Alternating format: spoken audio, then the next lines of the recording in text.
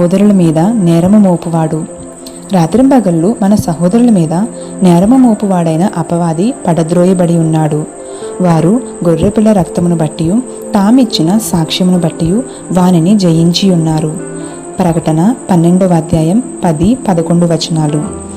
అనేక రకాల భయాలతో సాతాను మనలను కలవరపెట్టుటకు చూస్తాడు. కాబట్టి తన మరణానికి ముందు పిరికివాడు అనేకసార్లు మరణిస్తాడు అన్న సామెత ఉన్నది. నిరుత్సాహము అను తత్వమును మనము జయించాలి. వారు గొర్రెపిల్ల రక్తము ద్వారా వానిని జయించి ఉన్నారు. సాతాను క్రియలను గమనించండి. సాతానుడు రాత్రింబవళ్ళు సహోదరులపై నేరము మోపుతాడు. నా గురించి ఏమి చెప్తుంటాడోనని నేను ఆశ్చర్యపడతాను. అయితే నిజముగా వాడు నన్ను నిందించడానికి కొన్ని విషయాలు ఉన్నాయి. అందుకు నా ప్రభువు ఏమి జవాబిస్తాడో నాకు తెలియదు. నీ గురించి వాడు ఏమి చెబుతాడో అని నేను ఆశ్చర్యపడతాను. సాతాను స్వభావము మనలోనికి కొన్నిసార్లు రావడం వలన మనము కూడా సహోదరులను నిందిస్తాము. మీరు నా వైపు చూసినట్లయితే ఏమీ ఉపయోగము ఉండదు. మీరు యేసును మాత్రమే చూడాలి అని నేను చెబుతుంటాను. నేను యేసును వెంబడించినట్లు మీరు నన్ను వెంబడించుడి అన్న మెట్టుకు మనము రావాలి. మనము ఆ మెట్టులో ఉన్నట్లయితే సాతాను మనకు విరోధముగా ఏమి చెప్పగలడు? మనము ఈ చెడ్డ స్వభావాన్ని మనలోనికి రానివ్వకూడదు.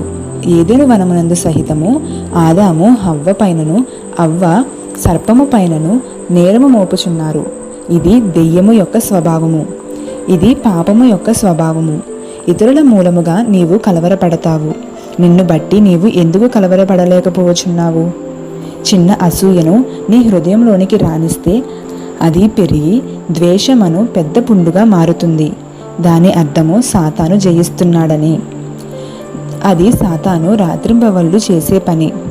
అటువంటి విషయములలో ఎవ్వరునూ సాతానుకు లోబడవద్దు. వారు గొర్రెపిల్ల రక్తము ద్వారాను వారిచ్చిన సాక్ష్యము ద్వారాను జయించి ఉన్నారు. వారు మరణము వరకు వారి సాక్ష్యాన్ని కాపాడుకున్నారు. అలాగున మనమును ఉండాలి.